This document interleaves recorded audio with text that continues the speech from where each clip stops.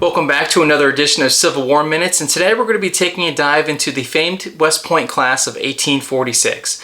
Now, before we begin, I don't really take the stance of one class being the best class of all time or being better than any other class that's graduated. In my opinion, if you're attending a United States Military Academy school, you are the best and equally as bright as this country has to offer, and that is something to be proud of.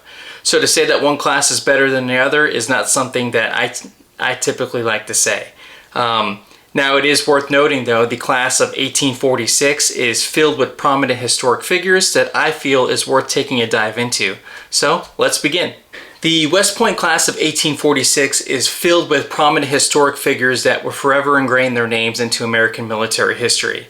Upon their graduation, 53 out of 59 graduates, which was the largest class up until that time, would end up fighting together during the Mexican-American War.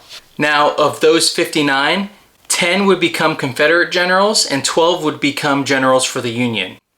Alright, so let's get started. Today we're going to be covering 2 Confederate and 2 Union generals from the famed class of 1846. And let's start with no other than the famed Thomas J. Stonewall Jackson. Thomas Jonathan Jackson would graduate 17th in his class and would begin his military career in the artillery as a second lieutenant. Jackson fought in the Mexican-American War from 1846 to 1848, and in 1852, Jackson resigned his military commission and accepted a teaching position at the Virginia Military Institute in Lexington, Virginia. Although his teaching styles were deemed controversial at the time, VMI continues to use many of his philosophies today. At the beginning of the American Civil War, Jackson accepted orders as a colonel of the Virginia militia and commanded a Confederate garrison at Harper's Ferry. Jackson's legacy would be cemented at the First Battle of Manassas. He would lead a brigade against Union forces on Henry Hill. It is here he would earn the famous nickname Stonewall Jackson. On May 2, 1863, he executed a devastating flank march and assault at the Battle of Chancellorsville. That evening, while returning from a reconnaissance, Jackson was mistakenly fired on by his own men and wounded. And on May 10th, he would die of pneumonia. Okay, so let's dive into Confederate General number 2. George Edward Pickett, who was last in his class upon graduating in 1846, was immediately sent to participate in the Mexican-American War, where he received a battlefield promotion for being the first to climb a parapet at the Battle of Chapultepec. After the Mexican-American War, Pickett continued to serve in the United States military and was assigned to the Washington Territory, where he became involved in a land dispute with Great Britain known as the Pig War. At the outbreak of the American Civil War, Pickett resigned from the United States military and was appointed as a colonel in the Confederate Army. Pickett first saw combat during the Peninsula Campaign, where he would be wounded in the shoulder and forced out of command until September of 1862. Now, Pickett's most important role in the war, however, would come at the Battle of Gettysburg.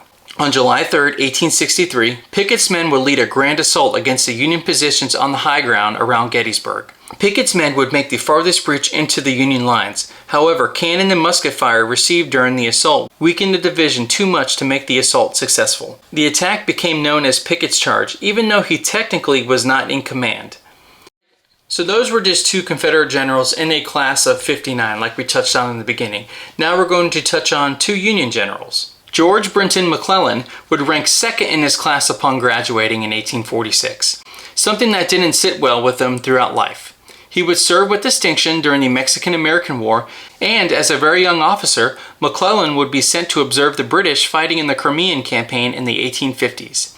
Following the outbreak of the American Civil War, he was quickly appointed to the rank of Major General in November of 1861, and he took command of Union forces in the East. McClellan was an excellent administrator, a brilliant organizer, and an even better training officer.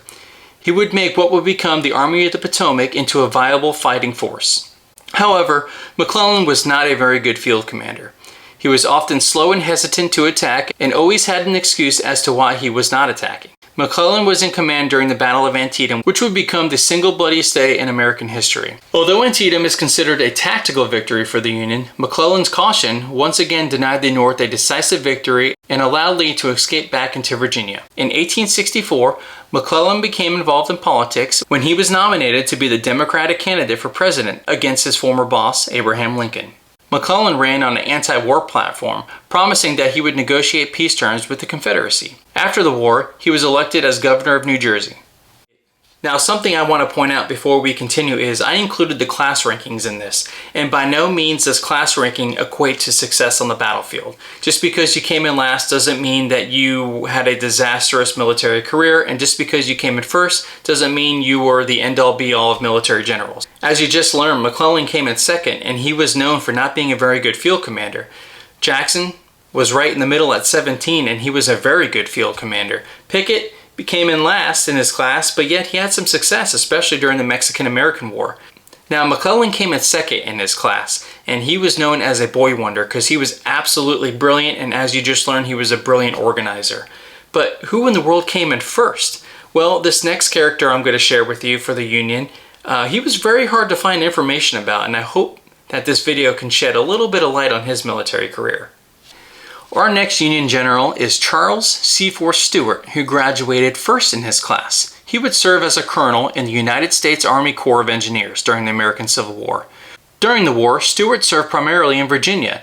He served as assistant engineer and chief engineer of the defenses of Hampton Roads, supervising engineer of the field works constructed near Newport News, assistant engineer during the siege of Yorktown, and assistant engineer during the Battle of Williamsburg. Following a period of illness at Fort Monroe, Stewart's later wartime postings included consulting engineer for places like Norfolk, Suffolk, and Richmond. He would serve nearly 40 years from 1846 to 1886.